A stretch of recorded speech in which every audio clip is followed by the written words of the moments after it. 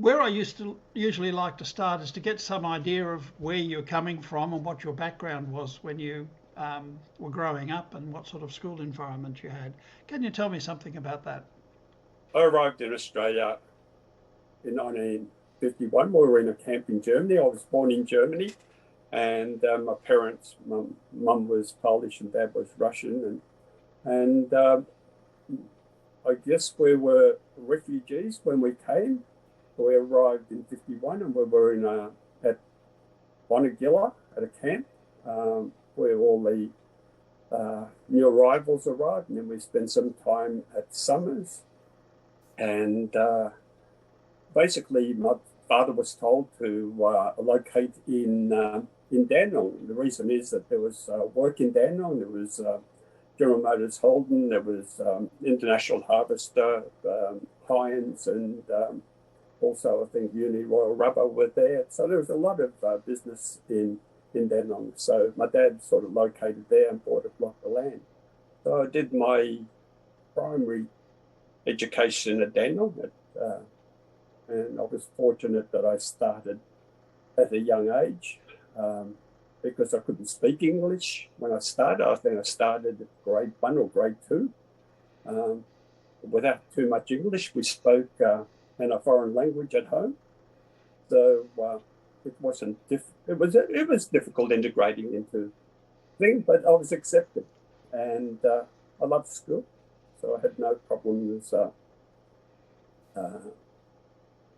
with school at all. After primary school, I went to Dandenong Tech. My father, because my father was a very good electrical electronics engineer. That's why he was actually told and given a reference to come to Australia, because he'd be useful here, because he was a skilled person. He advised me to go and do engineering, basically because he said that you would always have a job. And that was his outlook, because he came from very hard times. So I went to Dandenong Tech,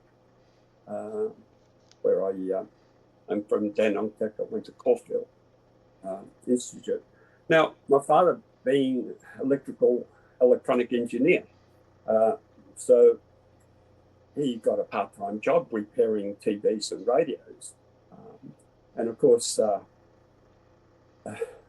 being the child that I was, he taught me how to read electronic circuits, and I was also involved in testing valves and repairing and putting all our parts in boxes and sorting things. So I became very good at electronics. Basically, I would say by the age of 12, I could solder a valve radio together from a circuit diagram. I wouldn't have any problems with that.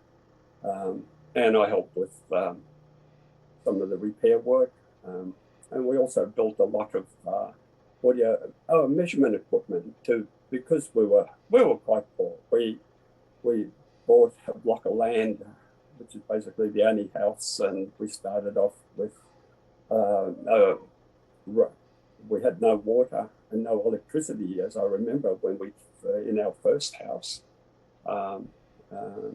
Later on, we finished up getting the road built, and we got electricity and water. So life got better for us. But that was probably in my teen years by that stage. And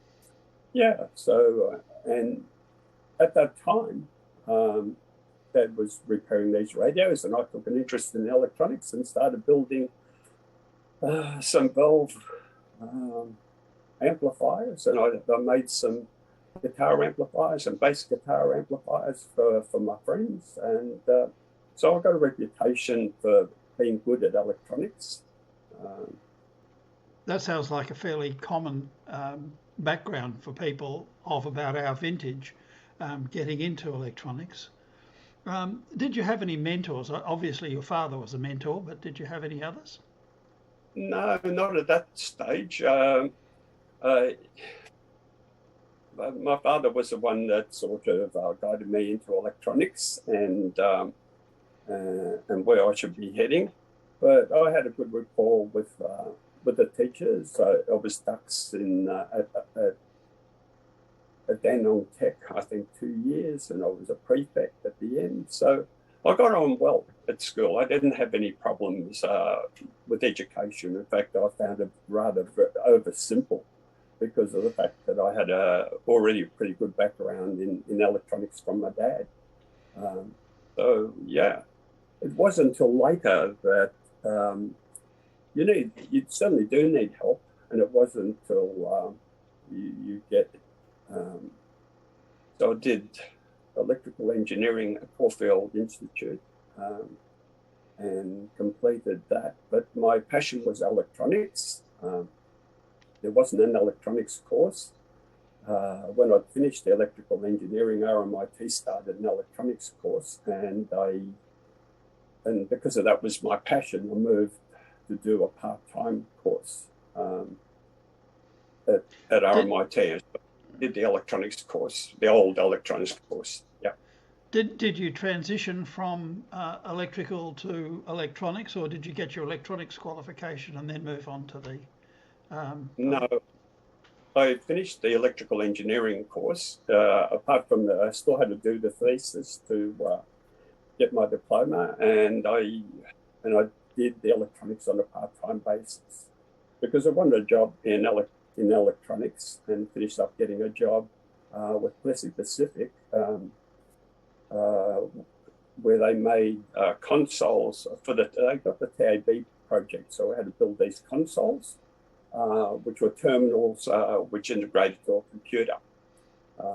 That was my first job, and that was as a technician. At the same time, part-time, I was doing the electronic course at RMIT. So you ended up with 2 qualifications in the end, or just the one?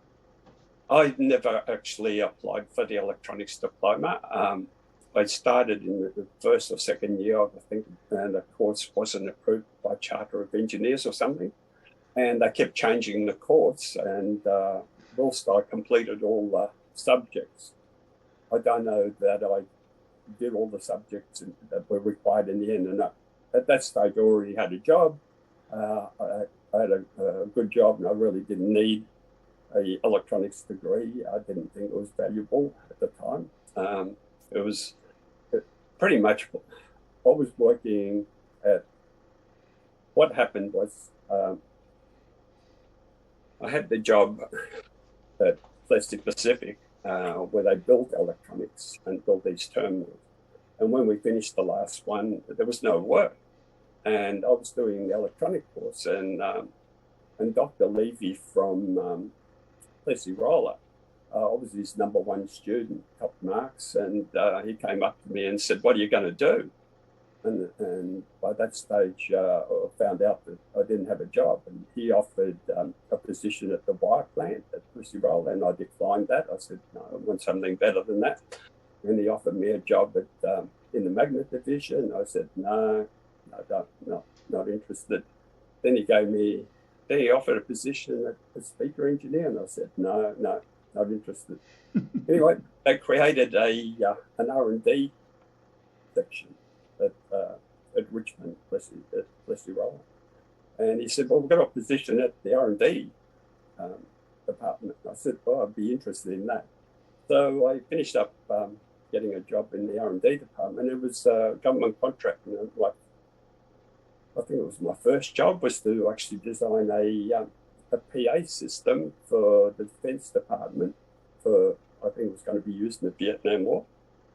And it was to communicate from a helicopter. So there were these weatherproof horn-loaded loudspeakers and a 200-watt amplifier. And it had to talk from the air down the ground. And there was specifications, and I completed that successfully, actually, which actually surprised everybody because it was my first job, and I didn't have any problems meeting all the specifications. And I had to do, salt water spray, had to do vibration, heat, all the heat and cooling, a lot of things like that. Yeah, so I was able to, and I thought that I was brilliant. And I thought it was that's what everybody does. I thought, isn't this what engineers do? you know. And what did you do then? Well, what happened was that the speaker department was the main core business at Plessy Roller. Plessy Roller was quite diverse at that stage. They had a wire plant, a magnet division. They made tape recorders. They made two-way radios. They wound components, transformers, TV components, because at that stage we were quite active in electronics, and there was a lot of manufacturing in Australia, and they made those components like flyback transformers, those high voltage transformers for TV, those sort of things. But the main business was the speaker business, and when they couldn't find a suitable speaker engineer, and they had multiple people try, I was given the ultimatum, either I'll become the speaker engineer or I don't have a job. So I became the speaker engineer. So it was involved writing process specs, designing new models. Basically, there were 3 speaker manufacturers that I remember in Australia, MSP, Magnavox, and EMI, I think, were the main ones. And we competed for business, but Plessy Roller had the advantage that we had been the main supplier for the car industry. So Plessy made speakers for General Motors, Holden, Chrysler, and Ford. And that was a lot of speakers. Basically, there's 4 speakers in a car. There was 400 cars made. So there's 1,600 speakers a day for Ford and about 1,600 for Holden and so forth. So, yeah, there were a lot of speakers, and Plessy were making at that stage about 4,000 speakers a day to 8,000. And things go wrong in production. You don't have a lot of time to fix problems, so you have to understand the product extremely well. So not only do you have to work out what happens when things go wrong, because there was quality control. Plessy, I was very fortunate to work for Plessy, because Plessy Roller had a very disciplined approach to manufacturing. They did very thorough costing. They produced computer printouts very early on with customer details, the volume, the rejects, the material cost, the overhead cost. All of those details were in printouts. It was quite amazing. So they were doing quality assurance quite effectively. Yes, they did, and so they had a reference sample, and we had a band case set up, and it would actually write onto the screen, and we had a plus or minus tolerance limit. So if things didn't measure up to the reference sample, often I got called up to see what was going on. I had to sort out what happened and why that product wasn't conforming, because also Ford and Holden had QA, and they found faulty speaker. That's in the whole batch back. So yeah, they were testing times. It was a very good grounding regarding manufacturing and what can go wrong and what you have to do and the quality that you have to maintain during the course of the production. It's a great learning curve. So you really developed not only your electronic skills, because you had to fault find the problems electronically, and the manufacturing skills, but integrating the whole lot into a business context. Absolutely. And at the same time, sales. There were a lot of other manufacturers at the time. We had Astor, Philips, Chrysler, Point, making radios and TVs and Pi, and everybody would. What would happen is that Magnavox and MSP would supply a sample, and we would have to supply a sample, and one that sounded the best got the job. So I had to look at what the opposition were manufacturing at the time, and we would compare our product to what was available in Australia. And we had to be the best. And that was basically my job, to work out which cones and what the best choice of cone voice coil for that application would be. Also, you obviously started that without any formal background in that particular part of the industry, even with your electronics qualifications and electrical qualifications, but you learnt somehow. How did you learn? basically, I learned from what people had done in the past. There were already process specifications, and the advantage for me was that I think that ISO 9000, that quality system came in, and my job was actually to write process specs for every aspect of the manufacture, including painting. So to become an expert at painting, I had to set up what the top pressure, what the oven temperature had to be, and all of those things, which it was grueling. Also, I had to write process specs for making loudspeaker cones on a cone plant that was built in-house and had no manual. So, Great. which I can tell you, it was stressful. I had to learn from the operator who'd been there for some 50 years, and he knew machine backward, but he didn't know the technical bits of that. So we had an engineering department which maintained and made all the cone tooling. So I had to learn from those people. So you had to work with I was the only speaker engineer, but we had an engineering department, which was the maintaining and the making of all the tooling, production tooling, cone tooling, making spider tooling, assembly tooling. So we had a pretty big engineering team for that. But that wasn't my department, really. I had to liaise with them, but yeah. You learnt the industry from the ground up, effectively. I did. Did you have any mentors in that process growing up, going through that I process? did.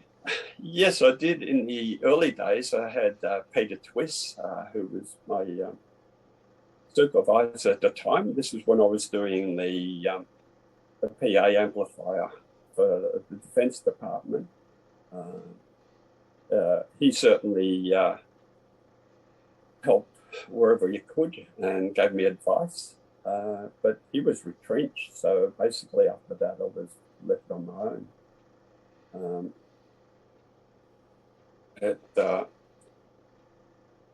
What happened was that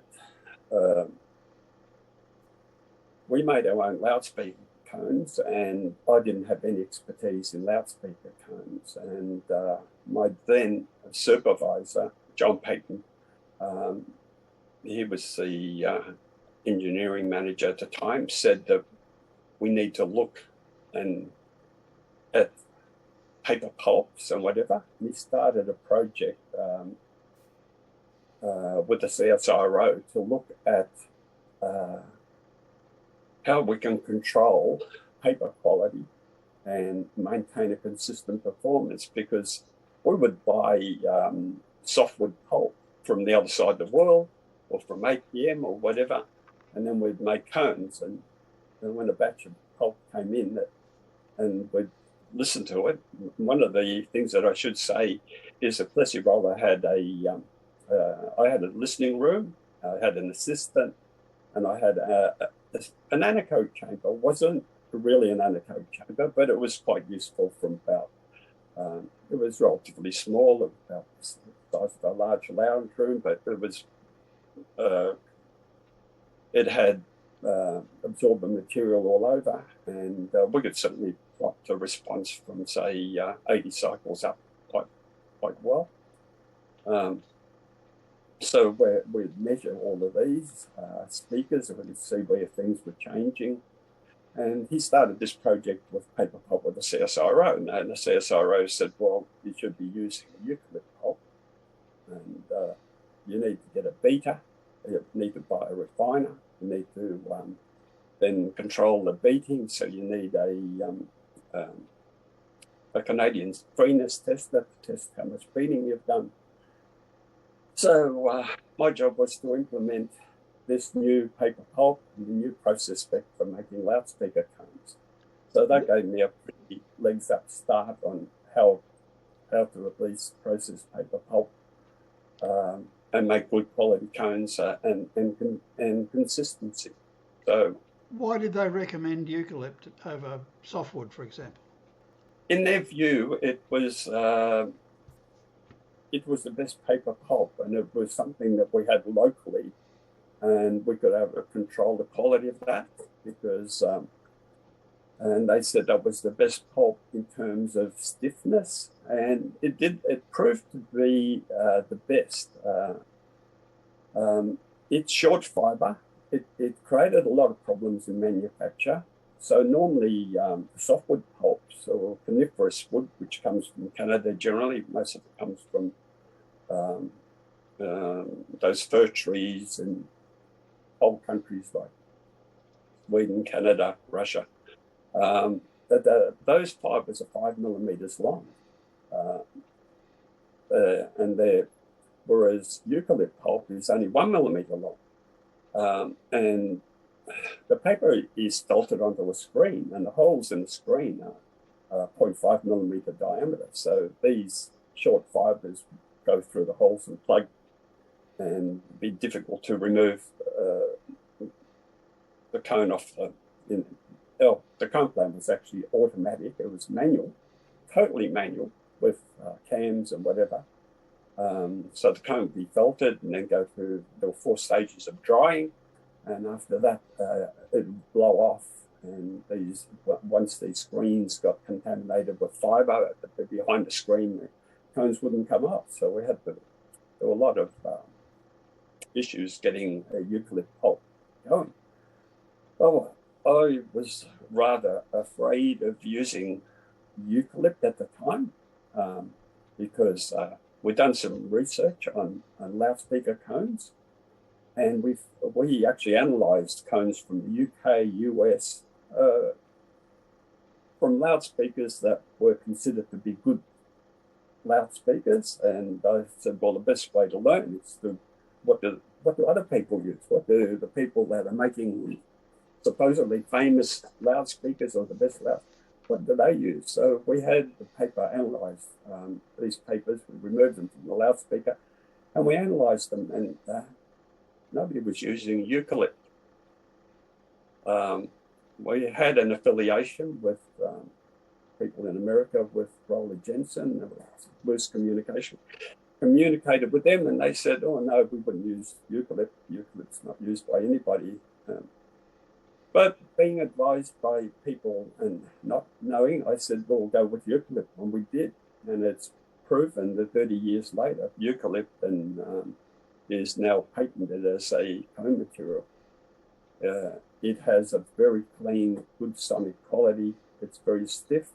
It tears, unfortunately, it doesn't have good tear strength. And my contribution was when I started my business at Blessing, my own business at Lorraine's, I added hemp to that to improve the tear strength, and that produced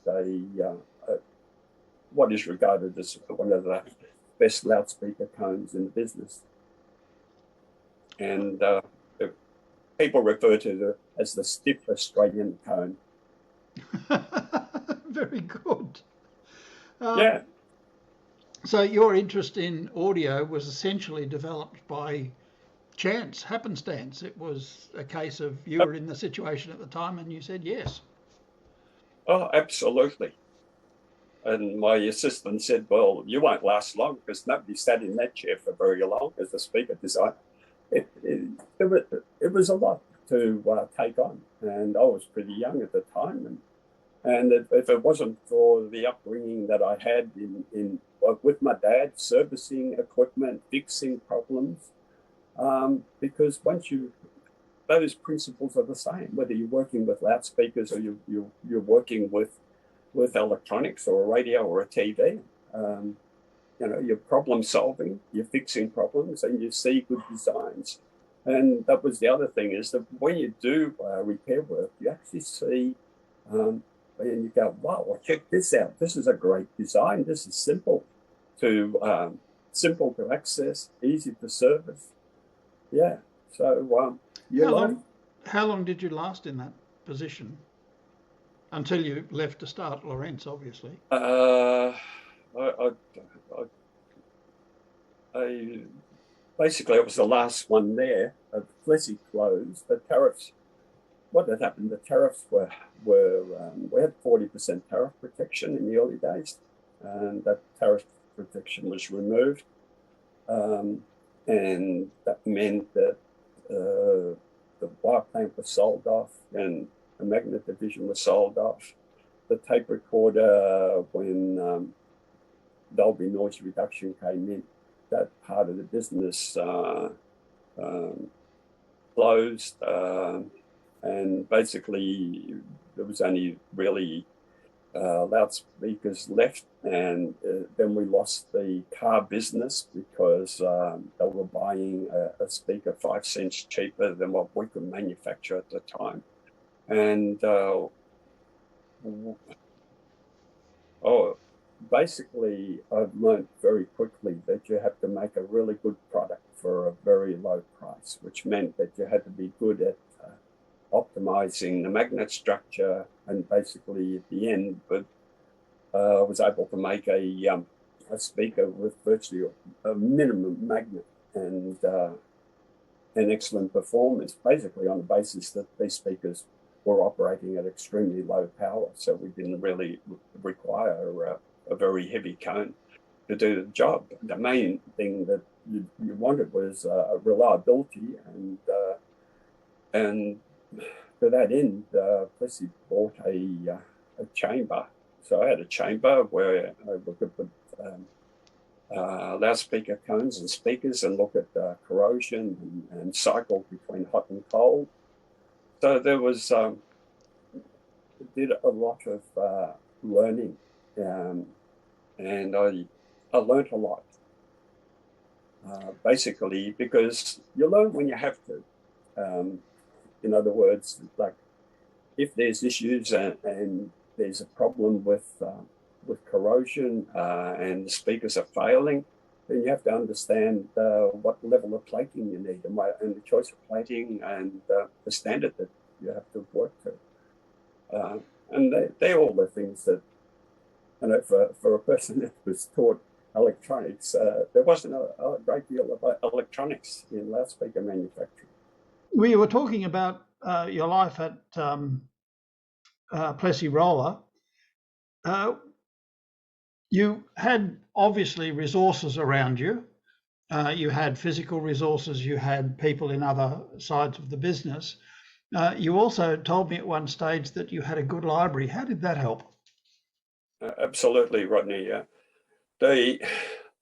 What you need basically is information, and you need basically things. Nothing's the same. Things move, things change, new materials, new glues come on the market. And fortunately, Plessy Roller had a library, and I was on a circulation list for electronic magazines, Wireless World, all the manufacturing magazines, acoustic magazines. And these went past your desk every day, so I'd get 5 magazines to look at. And the things of interest were tagged, and the librarian would put them in a library. They'd photostat them and put them in a folder. So there was a good lot of information about loudspeakers. Everything about cones that had ever been written was actually tagged, recorded, and stored. So one could look at this, and and this Plessy Roller been around for a long time. So there's a wealth of information there. If you go to the library and look at all these magazines and you peruse them all, you get a fairly good idea of how the industry is developed and how cones are made. And that's basically how I learned. Apart from that, also, I was attending RMIT, and RMIT have a very good library as well in terms, and I spent a lot of time at, at RMIT, and I spent a lot of time in the library. And I also subscribed to my own magazines, such as Wildest World and Electronics Australia and those sort of magazines. So I have my own library, and I have my own library of books here as well. But yes, I was very lucky to have a library, and if I needed something that wasn't in a library, the librarian would try to find it from another library. So very useful, and without it, I can tell you, life is difficult. It's very difficult because you feel, I didn't have anybody to ask. There wasn't another speaker engineer, or I could talk to the people in engineering, but they were involved with tool making. So that was their aspect. They were not into acoustic measurement. They were not into the listening tests or paper manufacturing. There wasn't anybody there in that field at all, apart from myself. So I had to learn that myself. You couldn't talk with your competitors, obviously. That would have been improper. No, we didn't really talk with competitors. No. No, I can't remember. I went to an auction and we purchased some materials from when Magnavox were winding down their cone clamp. That was about the only time I got to have a look at the competitors, because they showed me around the factory and I had a look at their cone clamp. They were making seam cones, a different technology. They tried to make a felted paper cone like Plessey did, but they'd never finished that project, and that part of the plant was still unused. Unfortunately, it was sort of 3/4 of the way through. I don't know what happened to that at the end. But no, we didn't really have the opportunity to look at other people, which is rather sad, because since then I've learned that whenever I go overseas and into Asia, or I've been to America and I've been to Japan, I go to two things. I go to a library and I go to have a look, what do these people actually do? So I'll go to one of their universities and I'll go into the library and I'll look at the books, and what you'll find is you go to Singapore and it's all about banking, and it's all about famous people with lots of money and how they made their money. So they're into finance. And I go, these people are not doing any electronics. They're not manufacturing. So you get an insight into what's happening.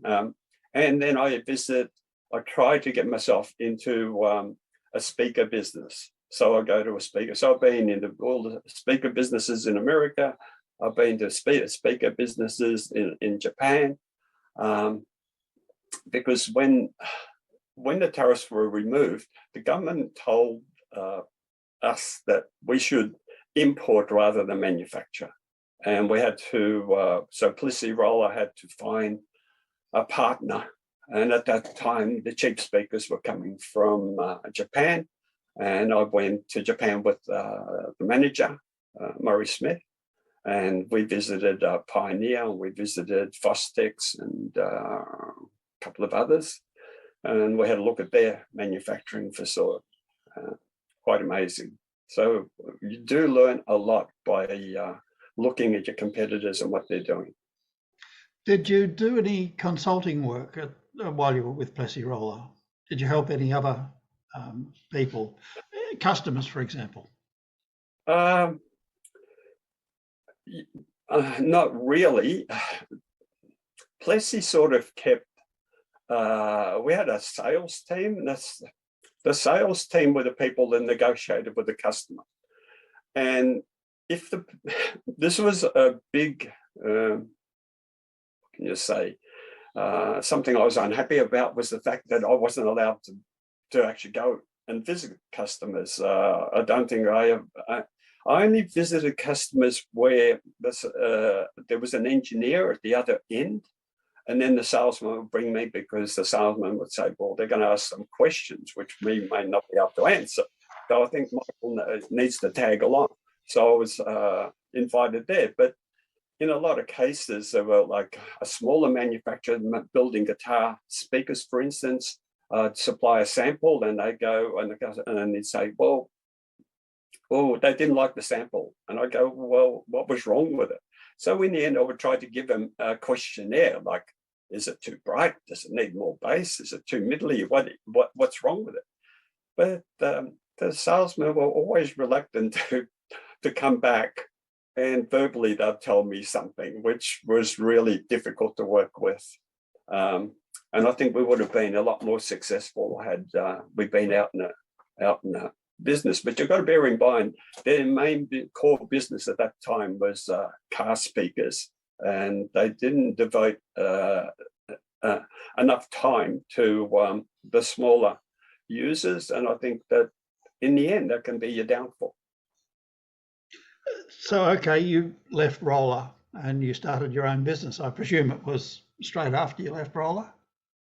Yeah, closed the company, sold off, or tried to sell the business, couldn't sell the business. So it went to auction, all the parts was sold off. And with my severance money, I bought enough. Fortunately, I had the data on which models were still making money. So I procured the parts to make those speakers from what was left over. And I said I'd start my own speaker business, because I'd spent too long in the speaker game to get a job in another field. So I thought I had some expertise in speakers, and I should continue based on the data that I had, that there were some valuable models. And the last speaker I designed was the C12P, which became the third best selling speaker for Plessey Roller. And it was highly sought after. In fact, we couldn't make enough of these speakers at the time. So I thought, well, maybe I should do that. So I did. But I used up all my severance pay to buy the tools and equipment that we needed to manufacture loudspeaker, like the magnetizer, not the cone plant. We didn't have a cone plant, but I ran off enough cones for probably 2-3 years of production, and had enough bits to start in my dad's garage, actually. We got so busy in the garage that my father kicked me out and said, you need to buy a factory. We finished up buying 47 Denham Street, and we're still there. That's lovely. I've seen that factory, and it is an excellent place to manufacture loudspeakers. So, okay, you've started a business. What did you have to learn about business to make it successful? Well, I already knew that quality is important. So, but the hard bit when you start your own business is procuring quality materials. That is especially at that stage. I had to negotiate with Japan. We were buying speaker frames from Japan, and we were buying magnets from Japan. And later on, Japan became too expensive, and we had to buy parts from Taiwan. And that meant traveling to Taiwan to find the best supplier of magnets and voice coil wire, voice coil materials.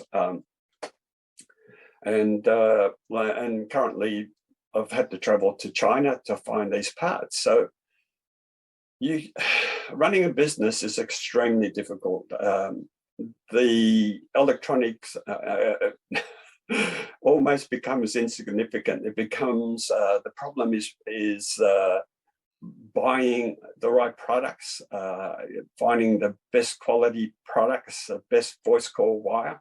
My speakers are considered indestructible, and the main reason is we use Toke Totoku wire from Japan. It's the best. It withstands incredible temperature, up to 300 degrees C. And we've been using that since 1975. But that's only because I did a lot of testing and I found them to be the best. And that is the hard part, is you have to look worldwide now for parts, and the suppliers shift, because as Japan became too expensive, the production shifted to, and it keeps shifting. So you have to be alert. You have to look at and collect data. So I get Voice Call Magazine, Audio Express, look at the suppliers, who the suppliers are. And you also have to be good at costing. You have to be good at all aspects of negotiating with the customer, sales, producing brochures, producing sales, literature. And basically, the orders come from fixing problems. It's no different to back in the old days of fixing TVs and radios that were broken. Generally, people come to me when their product doesn't work well, or there's something wrong with it. And I go, oh, Michael knows how to fix that. And I go, really? I get lots of problems. Generally, after the money's been spent and things have gone wrong, then I have to try to find a solution for them. And that's become the core part of the business, is having that expertise to match the customer with a product, or help them, or advise them where to get the better product that will help them. So it's knowledge, and strength is about knowledge. Like the more effort you put into the education or understanding your product or your field, the more of an expert you become. And people trust you for their advice, because you've done it all before somewhere. Did you have any difficulty with people not accepting that expertise? That seems to be a common trait for some people. Yes, there's always people that doubt your expertise. Always. I've had to learn to ignore that. But people come to me to design their products, and my products, a lot of the product that I've designed is sold offshore. And I still do design work for even my opposition, who don't buy my loudspeakers, but they ask me to design their products for them or assist with their design. Only because we have the tools and the software to do that. We have the best software. We use optimization techniques for crossovers. And I've had to learn how to measure. Probably measuring is one of the difficult things for us, because we don't have an anechoic chamber, so I have to do it outdoors when there's no wind, no rain. But that's difficult. But then you have to import, because your design is only as good as the measurement. If your measurement is not good, well, an optimizer won't fix the problem. So we've had to buy the right software. I use Leap, but there's also a lot of free software like REW that actually optimizes DSP, crossover systems, and Visuix CAD2 is another free, so excellent software for optimizing.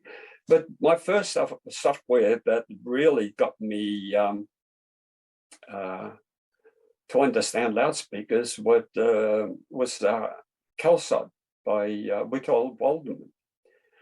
Unfortunately, it was written in DOS, but if you want to know about loudspeakers from front to back, I would definitely recommend at least downloading the manual, because basically what I discovered was, in the early days when we didn't have measurement, he came up with this optimized crossover system. And he said, well, you construct a loudspeaker basically because it's a high pass, low pass. You put slopes there and you've got a band pass. And now we've got some wiggles in the middle. And these wiggles are minimum phase equalization circuits. So if we put the wiggles in the right place, then basically we've got the loudspeaker response. And then you start to understand, hang on, the speaker is just a collection of filters. And if we invert that and tip it upside down, and that becomes a correction, we've got a flat response, and the phase and everything is correct. And it works, as long as it's a minimum phase device. And all of a sudden, it opened my eyes. I go, wow, I didn't realize it was that simple. But because I went through and did that, I actually constructed this loudspeaker with all these filter elements, and there's the response, there's a phase, and then I measure it and I go, yeah, phase is the same, measures like that. But there it is, the two are the same. And then you start to understand, yes, you can correct this with equalization as long as it's a minimum phase device. Thiel and Small were famous for coming up with the calculations for those filter arrangements, including the electromechanical and components in their filter design. Did you make use of any of Thiel Small work or even Graham Huon's work? Absolutely. I have all of Neville's papers, and I went to, fortunately, or whenever he was presenting, I went to those meetings, which he did for the AES, and at other times, we had a few meetings, we discussed loudspeakers. He was envious of the fact that I was actually building loudspeakers, and he wasn't, but he was a brilliant mind, and did work on Australian standards way back at the Plessy Roller days. And he is a marvel at the lump model loudspeaker, and his clear understanding of filter theory is unbelievable. He's unbelievable. He is my guru. He always will be. And the other person that helped me was Professor Cambrell, Greg Cambrell. He has a very good understanding of loudspeaker modeling. And I've had the good fortune, and he's given me papers from past students. And in fact, I think we did a project with one of his students on a bandpass box.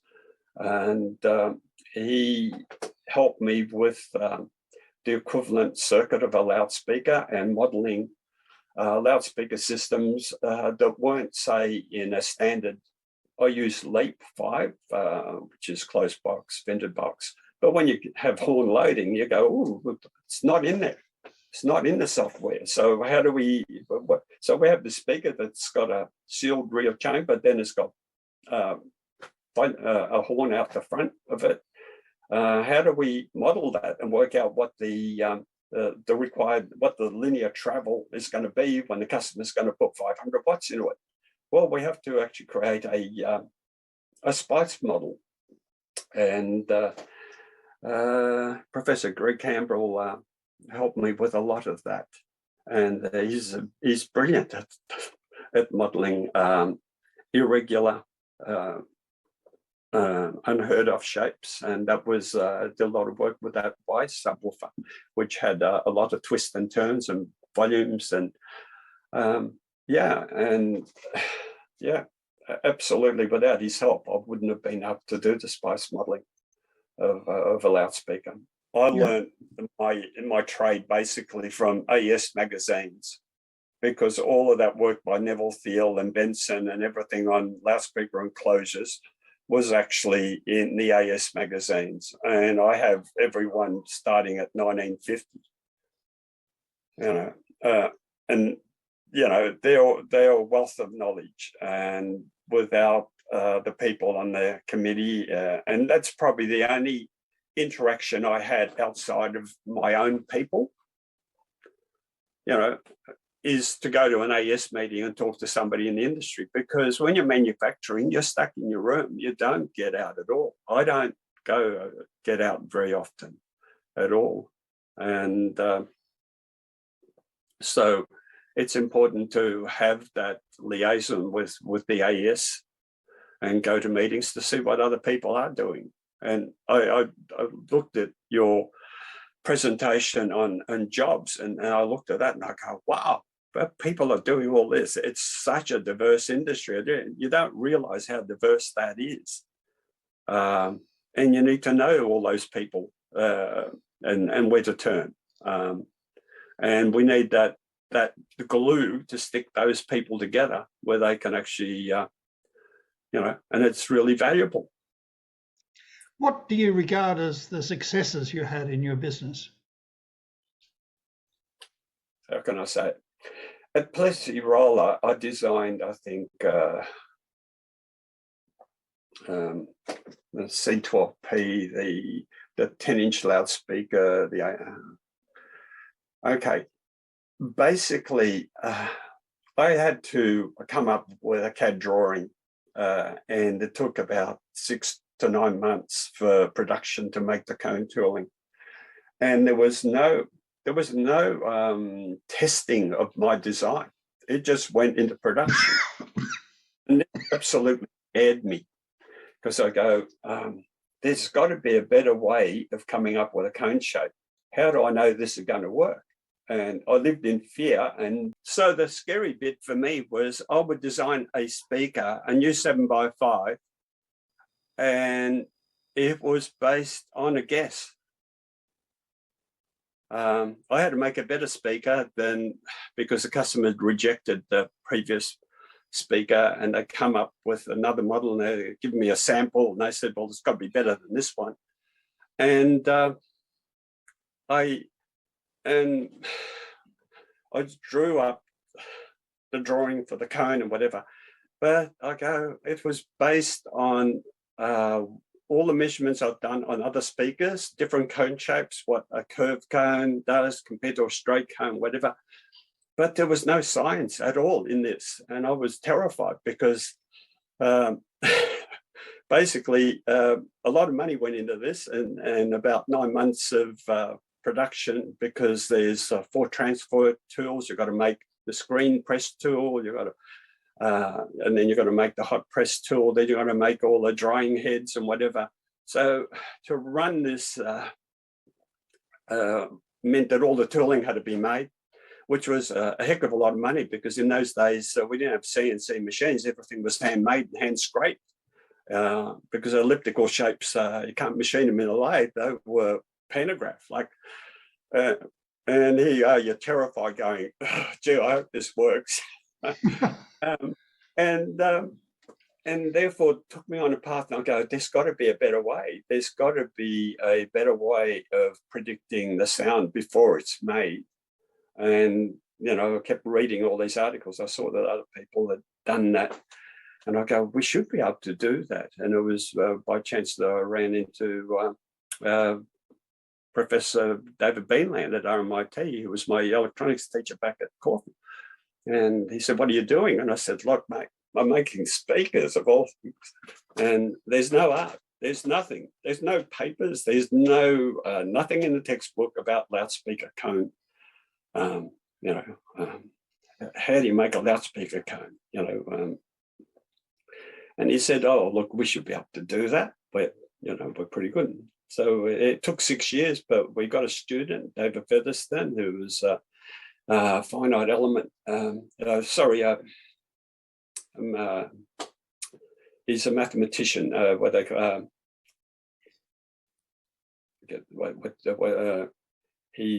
He's able to write code and maths from scratch in MATLAB, and he did. He said, the cones are a stiffness matrix. So we get a stiffness matrix, we apply a force to it, we can actually get the displacement, we break the surface into annular rings, and then we use the Rayleigh integral to sum up all that to a point, and on top of that, we get all the stress in the cone, so we know the stress points where the speaker's going to fail.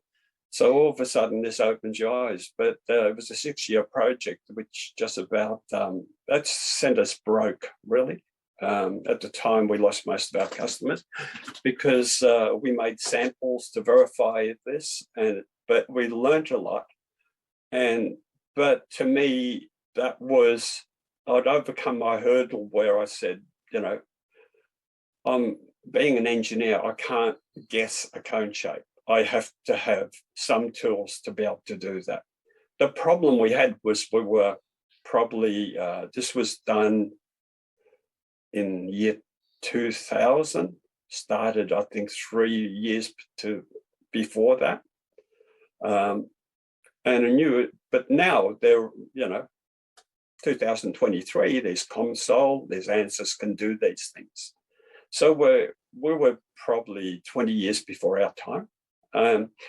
And the problem is, and I did work with, or tried to, David Shepherd at CSIRO had done some work on cones, so I spoke to him and actually got a program. He wrote a program.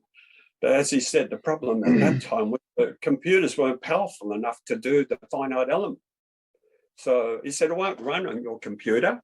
I had a 486, I think, and he said, no. He said, it's too complicated for a lot of maths. You know, okay. So we were always struggling.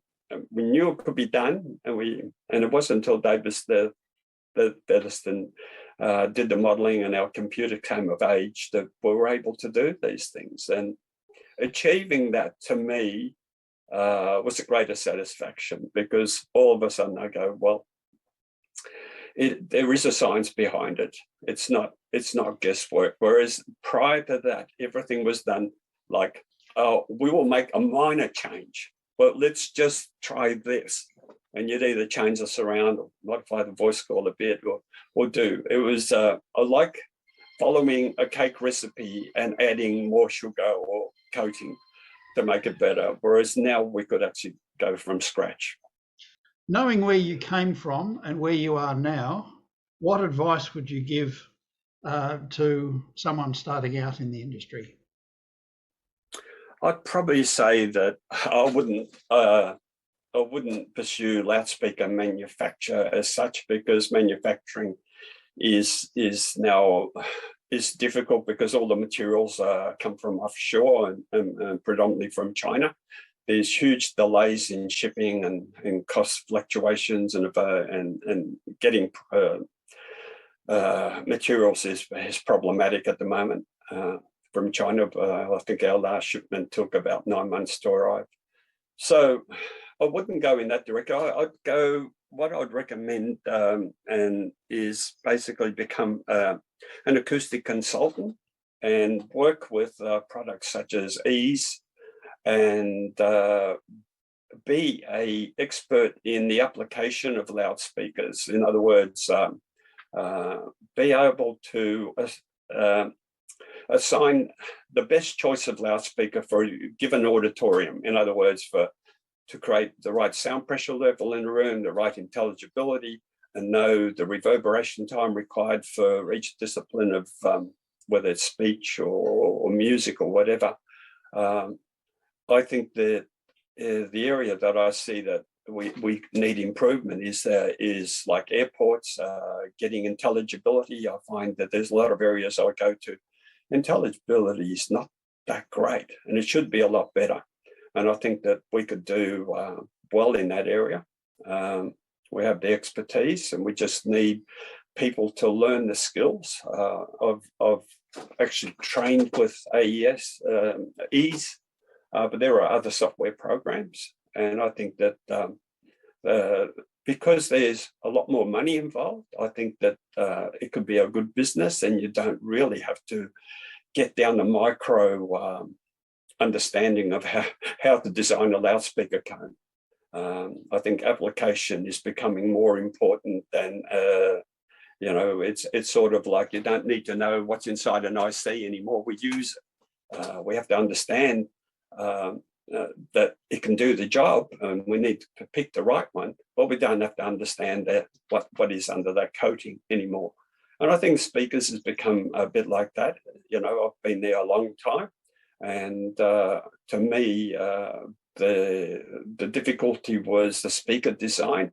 But now I can do magnet design with finite element. All those things are available, but and it's a lot easier to do. But to make money out of a component is difficult because you're down at the bottom end of the rung. And I think I'd advise people to look at acoustic consultants and be an expert in that field. I think would be a very viable business, and Australia benefit from that. Thank you for participating in the Audio Engineering Society Oral History Project. Thanks. It's a pleasure. No, it's a pleasure.